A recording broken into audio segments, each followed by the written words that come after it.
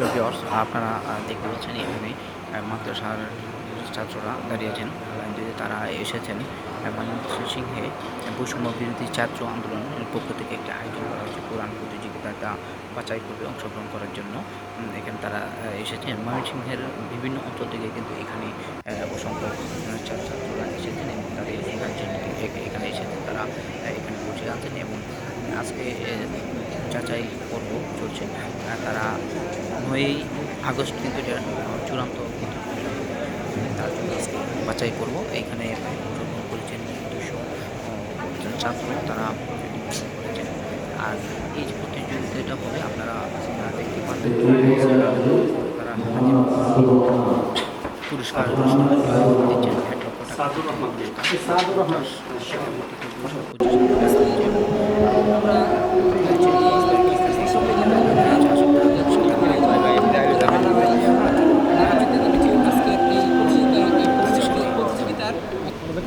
বিসমিল্লাহির রহমানির রহিম। আসসালামু আলাইকুম। রত্নস্নাত জুলাই বিপ্লবের 1 বছর পূর্তি এবং জুলাই শহীদদের স্মরণে ময়মনসিংহ বিভাগীয় কোরআন তিলাওয়াত প্রতিযোগিতা 2025 যে আয়োজন করেছিলাম আমরা, সেই আয়োজনের আজকে রেজিস্ট্রেশনের পরবর্তী বাছাই পর্ব চলছে। এই বাছাই পর্বে ময়মনসিংহ বিভাগের বিভিন্ন জেলা উপজেলা থেকে প্রতিযোগী এসেছে। কোমলমতি শিক্ষার্থী, মাদ্রাসার শিক্ষার্থী থেকে শুরু করে স্কুল কলেজের শিক্ষার্থীরাও এখানে অংশগ্রহণ করেছে। আমাদের প্রায় 200+ রেজিস্ট্রেশন হয়েছে। তার মধ্য থেকে আজকে বাছাই পর্বে বিচারকরা একটা নির্দিষ্ট সংখ্যা বাছাই করবে। তার পরবর্তী সময়ে আরেকটা বাছাই পর্ব হবে।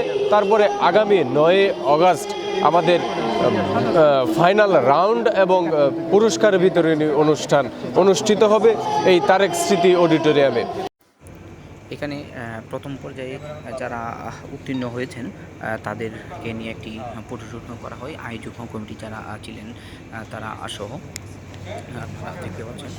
এখানে কিন্তু 6 জন বিচারক ছিলেন।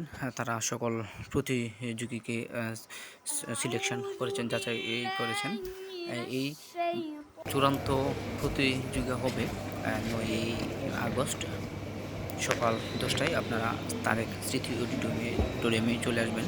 ময়মনসিংহে বৈষম্য বিরোধী ছাত্র আন্দোলন তারা খুব একটি সুন্দর আয়োজন করেছেন।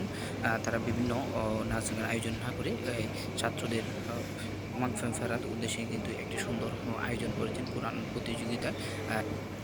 আরেকটি বিশেষ লক্ষণীয় বিষয় হচ্ছে তারা কিন্তু দুপুরে ছাত্রদের লাঞ্চ করেছেন। এখানে প্রায় 4 থেকে 500 ছাত্র হবে। তাদের মাঝে কিন্তু বৈষম্য বিরোধী আন্দোলনের ছাত্র তাদের জন্য আপ্যায়নের ব্যবস্থা করেছেন। খুবই একটি চমৎকার ব্যবস্থা।